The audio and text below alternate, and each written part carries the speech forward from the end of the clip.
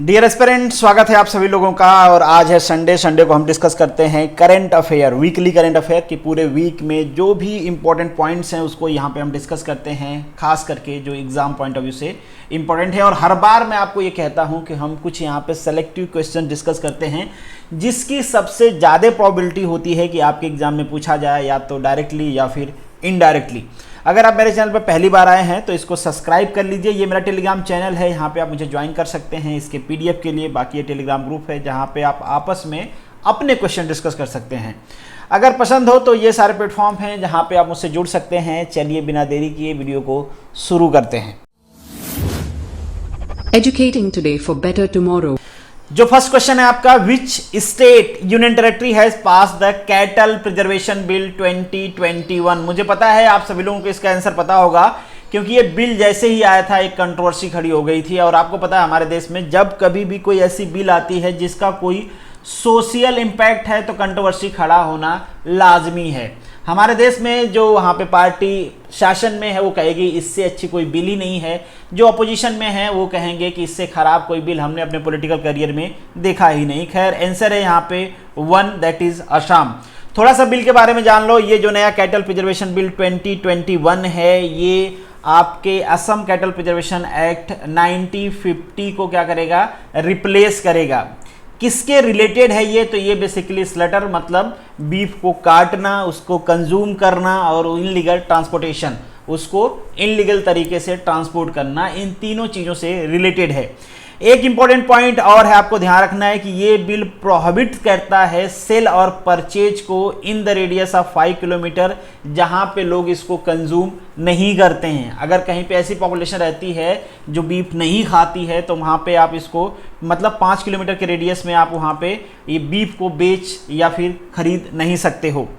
Next important point है कि आप असम के थ्रू या फिर असम से या फिर टू द असम, कहने का मतलब ये है कि ये असम है तो आप असम से कहीं दूसरी जगह बेच नहीं सकते, असम में ले जाके नहीं बेच सकते, या फिर किसी तीसरे स्टेट से असम के थ्रू किसी तीसरे स्टेट में बेच नहीं सकते जब तक आपके पास वैलिड डॉक्यूमेंट्स नहीं हो। और ये बेसिकली बनाया गया है बांग्लादेश को ध्यान में रखते हुए, क्योंकि वहाँ पे बहुत ही स्मगलिंग होती थी, तो इस पर्पज से बनाया गया है। तो आई थिंक सो कि आपको जो बेसिक चीजें हैं इसके बारे में पता चल गई हैं। यही सारे एग्जाम पॉइंट ऑफ व्यू से इंपॉर्टेंट है। तो सेकंड क्वेश्चन है आपका, in the collaboration with organisation has NITI Aayog Atal innovation mission M launch student internship programme 3.0 या फिर 3.0। आंसर है यहाँ पर आपका ए, डसॉल्ट सिस्टम, वही वाला जिसका नाम आप समझ रहे हो, रफाल वाला। सबसे पहले चूंकि डसॉल्ट जो सिस्टम है ये फ्रांस का है, तो फ्रांस में इस टाइप की स्कीम स्टार्ट किया गया था, तो उसी के थीम पे अब इंडिया में भी स्टार्ट किया गया। पहले से चल रहा है इसलिए इसका नाम है 3.0, क्योंकि ये स्कीम को रिन्यू किया गया है।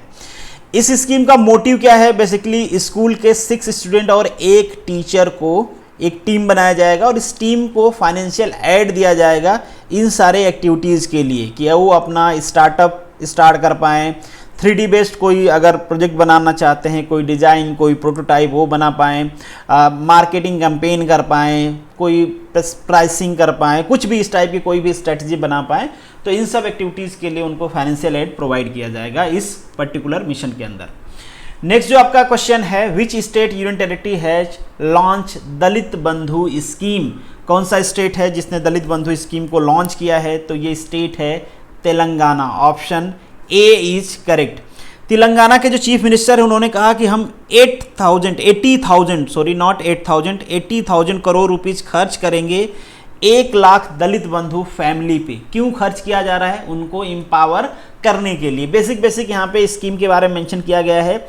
कहा जा रहा है कि ये एक वेलफेयर स्कीम है जिसमें पर फैमिली को, जिनको आइडेंटिफाई किया गया है, 10 लाख रुपए कैश दिए जाएंगे कि वो कोई भी अपना काम शुरू कर पाएँ, काम धंधा स्टार्ट कर पाएँ। यहाँ पे डिसाइड किया गया है 11900 दलित फैमिली को। ये इनकी जो कंस्टिट्यूएंसी है ना, टोटल 119, इन सारे कंस्टिट्यूएंसी से एक कंस्टिट्यूएंसी से 100 फैमिलीज को इस तरीके से शॉर्टलिस्ट किया गया है और उन सारी फैमिली को 10 लाख रुपए कैश असिस्टेंट दिए जाएंगे बिना बैंक गारंटी के, ताकि वो अपना कुछ काम धंधा स्टार्ट कर पाएँ। इसको क्रिटिसाइज भी किया जा रहा है। क्रिटिसाइज इसलिए किया जा रहा है कि जहाँ पे इसको लॉन्च किया गया है, जिस असेंबली में लॉन्च किया गया है, वहां पे है बाईपोल। तो जो अपोजिशन के लोग हैं वो कह रहे हैं कि चूंकि बाईपोल आया है तो इस तरीके से गवर्नमेंट क्या कर रही है, लॉलीपॉप दे रही है, जो कि हमेशा हमारे देश के नेता करते रहते हैं। नेक्स्ट जो आपका क्वेश्चन है, which state union territory has announce the smart health card under Biju स्वास्थ्य कल्याण योजना। नाम से ही पता चल रहा है, बीजू स्वास्थ्य कल्याण योजना कहाँ से रिलेटेड है, उड़ीसा से रिलेटेड है। अब ये अपने आप में किसी भी स्टेट का फर्स्ट ऐसा हेल्थ कार्ड है। इस हेल्थ कार्ड में बेसिकली पर फैमिली 5 लाख रुपए का आपको पता है हेल्थ कार्ड है, तो हेल्थ से रिलेटेड असिस्टेंट दिया जाएगा, फाइनेंशियल असिस्टेंट दिया जाएगा, और वोमन के लिए ये 3 लाख रुपीस तक जा सकता है। जैसे कि मैंने आपको कहा कि उड़ीसा में उड़ीसा ऐसा फर्स्ट स्टेट होगा जो इस टाइप का स्मार्ट हेल्थ कार्ड प्रोवाइड कर रहा है। याद रखना इंपॉर्टेंट है, आपके एग्जाम के में पूछा जा सकता है। जो नेक्स्ट क्वेश्चन है आपका, prime minister Narendra Modi on August 15, 2021 launch the national hydrogen mission on 75th independence day to produce the green hydrogen. अब ये green, blue, brown, grey hydrogen क्या होता है, बेसिकली जिस सोर्स से हम प्रोड्यूस करते हैं उसी के हिसाब से हम इसका नोमेनक्लेचर करते हैं। ग्रीन हाइड्रोजन हम प्रोड्यूस करते हैं रिन्यूएबल एनर्जी से। बाकी जो आप सोर्स देख रहे हो, जैसे ग्रे हाइड्रोजन प्रोड्यूस करते हैं natural gas with carbon, without carbon secretion, और विथ कार्बन करेंगे तो इसे हम कहेंगे ब्लू हाइड्रोजन, और उसी तरीके से कोल से हम करते हैं तो इसे हम कहते हैं ब्राउन हाइड्रोजन। तो अकॉर्डिंग टू द सोर्स कि हम सोर्स कौन सा यूज कर रहे हैं वहां से हाइड्रोजन निकालते हैं, तो उसके बेसिस पे इसका हम नोमेनक्लेचर करते हैं। ग्रीन हाइड्रोजन का अपने आप में एडवांटेज है कि इसे हम रिन्यूएबल एनर्जी सोर्सेज से कर रहे हैं, और बेसिकली हमारी जो डिपेंडेंसी है फॉसिल फ्यूल्स पे उसको घटाने के लिए और पोल्यूशन को कम करने के लिए इस मिशन को हम क्या कर रहे हैं, प्रमोट कर रहे हैं। ऑलरेडी इस पे मैंने एक वीडियो बनाया हुआ है, लास्ट में लिंक कर दूंगा, आप देख पाओगे। नेक्स्ट जो क्वेश्चन है आपका, the ministry of environment, forest and climate change has notified the plastic waste management amendment rule 2021 prohibiting identify single use plastic item by 2022। हम ये उम्मीद कर रहे हैं, मतलब सरकार ये उम्मीद कर रही है कि हम बैन कर देंगे सिंगल यूज प्लास्टिक, जिसे हम कहते हैं डिस्पोजल, जिसकी थिकनेस काफ़ी कम होती है और उसको आप रिसाइकल करना बड़ा डिफिकल्ट हो जाता है, कलेक्ट करना बड़ा डिफिकल्ट हो जाता है। और आप समझ ही रहे हो कि प्लास्टिक कितना ज़्यादा पोल्यूटेड है, पोल्यूटेड आइटम है, तो इसलिए इसको बैन किया जा रहा है। कब तक इसको बैन कर देना है, 1 जुलाई 2022 तक। और कौन से आइटम बनाए जाते हैं बेसिकली सिंगल यूज प्लास्टिक से, यहाँ पे कुछ एग्जांपल्स मेंशन किए गए हैं। ये सारे जो आइटम्स जहाँ पे ये यूज किया जाता है ये सारे सिंगल यूज प्लास्टिक हैं और अब इनको बैन किया जा रहा है। और यहाँ पे जो आपके पीवीसी बैनर बनाए जाते हैं लेस देन 100 माइक्रोन वाले, उनको भी बैन किया जा रहा है। और जो प्लास्टिक बैग आप कैरी करते हो, कैरी जो प्लास्टिक बैग हैं उनकी थिकनेस 50 माइक्रोन से बढ़ा के 75 माइक्रोन करना है, and 120 micron with effect of 31 दिसंबर 2022 तक कर देंगे। मतलब इसके बाद हम यहाँ पे 75 माइक्रोन के ही आप प्लास्टिक कैरी बैग प्रोड्यूस कर पाओगे, बेच पाओगे मार्केट में। नेक्स्ट जो क्वेश्चन है आपका, which of the following statement is true about the घाटी शक्ति। कौन सा स्टेटमेंट इसमें से सही है। बेसिकली एक हमारी स्कीम है सेंट्रल गवर्नमेंट की, इसको भी 15 अगस्त को अनाउंस किया था प्राइम मिनिस्टर मोदी साहब ने। और ये बेसिकली कहा जा रहा है कि it is the 100 lakh crore natural infrastructure master plan developing the holistic infrastructure. हाँ बिल्कुल सही बात है, ये स्पीच में उन्होंने अपने कहा था। ये होलिस्टिक इंफ्रास्ट्रक्चर का मतलब ये है कि हम यहाँ पे सोशल और इकोनॉमिकल दोनों इंफ्रास्ट्रक्चर्स डेवलप करेंगे। नेशनल इंफ्रास्ट्रक्चर पाइपलाइन का मतलब यहाँ पे पाइप नहीं है, मतलब हम इंफ्रास्ट्रक्चर की पाइपलाइन बना देंगे। मतलब इतना ज़्यादा इंफ्रास्ट्रक्चर बनाएंगे कि वो पाइपलाइन जैसे दिखेगा। मतलब जैसे पाइप होती है ना कि शुरू से अंत तक होती है, डिसकंटिन्यूअस नहीं होती है, इसी तरीके से हम इंफ्रास्ट्रक्चर बनाएंगे कंटिन्यूअस। किस टाइप के इंफ्रास्ट्रक्चर होंगे, एक तो सोशल होंगे ताकि लोगों की लाइफ इंप्रूव हो, दूसरा इंफ्रास्ट्रक्चर जो कि हमारे इकोनॉमिक सिस्टम को बूस्ट कर पाएंगे, जैसे हम रोड्स बनाएंगे, पोर्ट्स बनाएंगे, एयरपोर्ट्स बनाएंगे। तो यहाँ पे सारे ऑप्शंस आपके सही हैं। नेक्स्ट जो क्वेश्चन है, विच मिनिस्ट्री लॉन्च द वृक्षारोपण अभियान 2021 एज द पार्ट ऑफ आज़ादी का अमृत महोत्सव। बहुत सारी मिनिस्ट्री है ना इस थीम के अंदर लॉन्च कर रहे हैं डिफरेंट प्रोग्राम। तो यहाँ पे बात किया जा रहा है वृक्षारोपण अभियान 2021 किसने लॉन्च किया है, ministry of coal and mines ने। ऑप्शन यहाँ पे आपका सी सही है। इन्होंने कहा है कि जो भी कोल फील्ड है ना, कुछ 300 एंड उससे ज़्यादा कोल फील्ड को इन्होंने आइडेंटिफाई किया है और कहा है कि वहाँ पे हम ट्रांसप्लांटेशन करेंगे। ज़रूरत भी है भाई, क्योंकि जो कोल माइंस वाली फील्ड होती है ना वो बहुत ज़्यादा पोल्यूटेड होती हैं, वहाँ पे रहना बहुत ज़्यादा मुश्किल हो जाता है, तो पेड़ पौधों की बहुत ज़रूरत है वहाँ पे। नेक्स्ट जो क्वेश्चन है आपका, कंपोजिट फाइनेंशियल इंक्लूजन इंडेक्स, मतलब फाइनेंशियल इंक्लूजन इंडेक्स। आपने देखे होंगे इससे पहले बहुत सारे इंडेक्स आते रहते हैं, अब एक और नया टाइप का इंडेक्स दिखेगा जिसे हम कहते हैं फाइनेंशियल इंक्लूजन इंडेक्स। ये बेसिकली जो इंडेक्स है ये किसने कंसेप्चुलाइज किया है, किसने बनाया, इसके बारे में बात किसने किया, तो वो है आरबीआई। बेसिकली इसमें देखा जाएगा कि फाइनेंशियल इंक्लूजन कितना हुआ है हमारे कंट्री साइड एरिया में, वो चाहे किसी भी टाइप का फाइनेंशियल इंक्लूजन है, लाइक इंश्योरेंस से रिलेटेड, बैंकिंग से रिलेटेड, पोस्टल या पेंशन से रिलेटेड, इन सभी टाइप के फाइनेंशियल इंक्लूजन को कंसीडर करके एक फाइनेंशियल इंक्लूजन इंडेक्स बनाया जाएगा कि हमारे किस स्टेट में कितना है या किस डिस्ट्रिक्ट में कितना है। बेसिकली इसको लॉन्च किया है आरबीआई, मैंने आपको पहले ही बता दिया, और यहाँ पे जो रैंकिंग दिया जाएगा वो 0 से 100 का मार्क्स दिया जाएगा कि कौन सा किस रैंक पे आ रहा है, कौन सा स्टेट किस रैंक पे आ रहा है। नेक्स्ट जो आपका क्वेश्चन है, आरोग्य धारा 2.0 is the initiative of the, नाम से ही पता चल रहा है आरोग्य धारा है, मतलब ministry of health and family welfare से रिलेटेड होगा। क्या है बेसिकली, जो हमारे हेल्थ मिनिस्टर हैं हसमुख मंडलिया जी, इन्होंने लॉन्च किया है इसको, और बेसिकली इसका जो पर्पज है ना, हमारा जो आयुष्मान भारत प्रधानमंत्री जन आरोग्य योजना है, जिसमें आपको free health insurance access scheme दिया जाता है, आपका बेसिकली हेल्थ इंश्योरेंस करवाया जाता है फ्री में, जिसकी ईएमआई पे करती है सरकार। इसको प्रमोट करने के लिए इसको बनाया गया है, इसको लॉन्च किया गया है। अब इसमें है क्या, बेसिकली गवर्नमेंट ने इसके लिए फंड भी एलोकेट किया है। जो फंड एलोकेट किया है दैट इज 8088 करोड़ रुपीज, एक ह्यूज अमाउंट है। सबसे पहले इसको लॉन्च कब किया गया था, लॉन्च किया गया था 23 सितंबर 2018 में, ठीक है, स्टार्ट किया गया था इसको, बेसिकली आयुष्मान भारत प्रधानमंत्री जन आरोग्य योजना को। अब यहाँ पे इसको प्रमोट किया जा रहा है। यहाँ पे 3 वर्ड यूज किए गए हैं, हो सकता है इन तीनों वर्ड के बारे में आपसे पूछ ले एग्जाम में, अधिकार पात्र, अभिनंदन पात्र एंड आयुष्मान पात्र।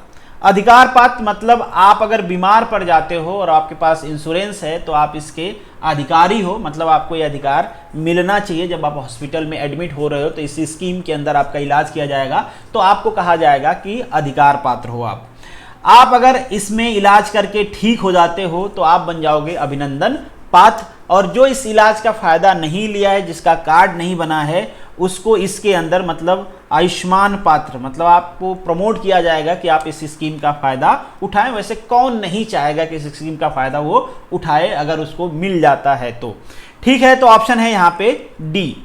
नेक्स्ट जो का क्वेश्चन है, Gujarat freedom of religion amendment act 2021 is focus on, किस पे फोकस है, that is religious conversion through marriage, first option है। सेकेंड ऑप्शन है any way of religious conversion, किसी भी तरीके से रिलीजियस कन्वर्जन को कंट्रोल करना या प्रमोट करना, what ever that is not mention in the question, but ठीक है। तो ऑप्शन दोनों सही हैं, यहाँ पे दोनों में से कोई सा सही नहीं है। तो बेसिकली ये जो फोकस करता है religious conversion through marriage, marriage के थ्रू अगर रिलीजियस कन्वर्जन होता है तो उसके लिए इसको बनाया गया है। अगर किसी भी तरीके से दूसरा कोई तरीका है रिलीजियस कन्वर्जन का तो उसको ये फोकस नहीं करता है। रिसेंटली ये न्यूज़ में है, क्यों, क्योंकि अभी इस पे केस चल रहा है गुजरात हाई कोर्ट में, और जो गवर्नमेंट है बेसिकली इसको डिफेंड कर रहा था कि हम मैरिज को एज ए टूल यूज़ करने नहीं दे सकते कि मैरिज करके आप किसी का रिलीजन कन्वर्ट करो। और गवर्नमेंट ने इसको पास किया, इस एक्ट को। यहाँ पे 3 साल से लेकर 10 साल तक सजा हो सकती है अगर पाया जाता है कि आप गिल्टी हो, शादी के थ्रू आपने रिलीजियस कन्वर्जन किया है तो। ऑब्वियसली बहुत ज़्यादा डिबेटेबल टॉपिक है, बहुत ज़्यादा कॉन्ट्राडिक्टरी भी है। कुछ लोग इसको सपोर्ट करते हैं, कुछ लोग सपोर्ट नहीं करते हैं, कुछ लोग कहते हैं कि ये पॉलिटिकल एजेंडा चलाया जा रहा है। What ever that is not for you. आपको बस इतना याद रखना है कि इस बिल में क्या है, किससे रिलेटेड है। नेक्स्ट जो क्वेश्चन है आपका, which ministry has launch the brand Son Chiraiya for marketing of urban SHG, मतलब सेल्फ हेल्प ग्रुप प्रोडक्ट, ठीक है, किसके लिए लॉन्च किया गया है। अब ये सेल्फ हेल्प ग्रुप प्रोडक्ट क्या है, बेसिकली गांव में जो पुअर वोमन्स हैं उनको कुछ स्किल प्रोवाइड किया जाता है ताकि वो इंडिपेंडेंट हो पाएं। अब वो जो प्रोडक्ट बनाएंगे, जैसे कोई सिलाई कर रहा है, कोई दूसरा काम कर रहा है, उनसे जो प्रोडक्ट मिल रहा है उसको बेचने के लिए उनको मार्केट तो चाहिए। तो यहाँ पे इसको लॉन्च किया गया है सोन चिरैया को, कि वो खुद की हेल्प खुद कर पाएँ, उनको इतना एम्पावर किया जाएगा। ये किस मिनिस्ट्री के अंदर में चलाया जा रहा है? Ministry of housing and urban affair. तो यहाँ पे जो आपका ऑप्शन है वो ए सही है। यहाँ पे उसके बारे में थोड़ी चीज़ें मेंशन किया गया है। ये बेसिकली आपकी स्कीम है, ये स्कीम इसी के अंडर में आती है, ministry of housing and urban affair, Deen Dayal Upadhyay Antyodaya योजना। ठीक है, ये योजना है जिसमें बेसिकली जो गांव की पुअर वुमेन्स हैं उनको एडुकेट किया जाता है, डिफरेंट स्किल सिखाई जाती है। अब आपने कुछ स्किल सिखा दिया तो वो कुछ प्रोडक्ट बनाएंगे, उन प्रोडक्ट को बेचने में भी गवर्नमेंट उनका हेल्प करेगी, और इस योजना का नाम है सोन चिरैया। नेक्स्ट जो क्वेश्चन है आपका, which of the following day announce as the partition horror remembrance day by the government of India. तो रिसेंटली 15 अगस्त को ही प्राइम मिनिस्टर साहब ने ये भी अनाउंस किया था कि 14 अगस्त को हम अब रिमेंबर करेंगे, मतलब सेलिब्रेट तो वर्ड यूज नहीं कर सकते आप, इसको याद करेंगे कि उस दिन पार्टीशन हुआ था और एक हॉरर पार्टीशन हुआ था। बहुत सारे लोगों को अपना घर द्वार छोड़ना पड़ा था, बहुत सारे लोग इसमें मारे गए थे। और इसी दिन आपको पता भी है कि पाकिस्तान अपना स्वतंत्रता दिवस सेलिब्रेट करता है। पाकिस्तान को ऑब्जेक्शन भी है, बट स्टिल हम लोग अब इसको याद करेंगे as the partition horrors remembrance day. ध्यान रखना, बहुत इंपॉर्टेंट है, आपके एग्जाम में पूछा जा सकता है, इसको स्टार बना लो। नेक्स्ट जो क्वेश्चन है आपका, Bhindawas has the recognised at Ramsar site in which state is located. तो ये लोकेटेड है आपके हरियाणा में। ये क्या होता है? बेसिकली एक कन्वेंशन है जो 1971 में साइन किया गया था। ईरान की एक सिटी है रामसर, उसी सिटी के नाम पे इसका पड़ गया रामसर कन्वेंशन या फिर ट्रीटी। ये ट्रीटी है वेटलैंड से रिलेटेड। वेटलैंड उसे हम कहते हैं जिसपे मतलब पूरे साल पानी रहता है, और इस टाइप का जो वेटलैंड होता है वो बहुत इंपॉर्टेंट होता है जहाँ पे जल पक्षी प्रवास करते हैं, मतलब वो हमारे बायोडाइवर्सिटी के लिए बहुत ज़्यादा इंपॉर्टेंट है। तो इस ट्रीटी के अंदर, ये जो इंटरनेशनल ट्रीटी है, इस ट्रीटी के अंदर इस टाइप के साइट को किस तरीके से हम कंजर्व करें, किस तरीके से उसको डेवलप करें, तो इस तरीके की साइट जहाँ पे होती हैं उनको एलोकेट किया जाता है एट द रामसर साइट, ताकि गवर्नमेंट उस पर ध्यान दे, जो इंटरनेशनल ऑर्गेनाइजेशन है वो इस पर ध्यान दे, उसको डेवलप किया जाए। तो अभी रिसेंटली ये 4 साइट हैं जिनको इसमें शामिल किया गया। इन चारों को लेके इंडिया में टोटल साइट हो जाती हैं 46। और लैंड की बात करें तो ये लैंड हो जाता है। लैंड इतना ज़्यादा इंपॉर्टेंट है नहीं, बट याद कर लो तो वेल एंड गुड। ये साइट याद करना कि टोटल रामसर साइट कितनी है हमारे देश में, और रिसेंटली कौन कौन सी ऐड की गई हैं, ये बहुत ज़्यादा इंपॉर्टेंट क्वेश्चन है, याद कर लो, स्टार बना लो। पहला है थौल फ्रॉम गुजरात। गुजरात से हो तो आपको तो याद होना ही चाहिए। ये है वधवाना, ये भी गुजरात से है। सुल्तानपुर हरियाणा से है, और बिंदवासा ये भी हरियाणा से है। तो अभी का जो ऑप्शन है आपका दैट इज हरियाणा। नेक्स्ट जो क्वेश्चन है, which state union territory police department has launch N EFIR initiative. तो ये है मध्य प्रदेश। पहले तो पुलिस FIR नहीं लिखती है, बट आप ऑनलाइन FIR करवा सकते हो, बट सारे FIR नहीं करवा सकते। बेसिकली जो चोरी से रिलेटेड FIR हैं, अगर आपकी गाड़ी चोरी हो गई अप टू 15 लाख तो आप EFIR करवा सकते हो। अगर आपका कैश, ज्वेलरी, मोबाइल फ़ोन इस टाइप का कुछ चोरी हुआ है 1 लाख तक तो आप ऑनलाइन FIR करवा सकते हो। चलिए, होप सो, उम्मीद करते हैं कि इस टाइप का जो चीज़ें होती हैं इससे कुछ तो प्रमोशन मिलेगा, लोगों को न्याय मिलेगा। नेक्स्ट जो क्वेश्चन है आपका, which nation has formally approved a 3 child policy to prevent the demographic crisis. इसे हम कहते हैं nation of virus, China. Option D यहाँ पे सही है। चाइना में अब आ गई है 3 चाइल्ड पॉलिसी। इससे ज़्यादा कुछ आपको जानना नहीं चाहिए, बट यहाँ पे कुछ चीज़ें डिस्कस किया गया है तो मैं बता देता हूँ। अभी जो यहाँ पे चाइना नेशनल लेजिस्लेटिव असेंबली है, इन्होंने क्या किया है, इसको अडॉप्ट कर लिया है बेसिकली। और कुछ तो है नहीं, 1 पार्टी सिस्टम है, उन्हीं को जो करना है, जिस बिल को लाना है, जिस बिल को ले जाना है, खुद ही आपस में समझ के कर लेते हैं। कुछ 4-5 लोग होते हैं, और उसमें 4-5 में बस एक ही है, शी जिनपिंग, वही सारा कुछ करते हैं। यहाँ पे एक चीज़ कहा गया कि जो इनकी 1 चाइल्ड पॉलिसी थी, उससे इन्होंने 400 मिलियन बर्थ को क्या कर दिया है, टर्मिनेट कर दिया है। 400 मतलब 40 करोड़ बच्चे पैदा ही नहीं हुए उस पॉलिसी की वजह से। और अब चूंकि यहाँ पे शार्प डिक्लाइन हो रहा है, बहुत ज़्यादा कमी हो गई है, लोग बूढ़े हो गए हैं, तो अब 3 चाइल्ड पॉलिसी को इन्होंने अडॉप्ट कर लिया है। तो चलिए, this is the end of this video. Thank you so much for watching this. मिलेंगे नेक्स्ट वीडियो में नेक्स्ट संडे। तब तक के लिए all the best, good luck.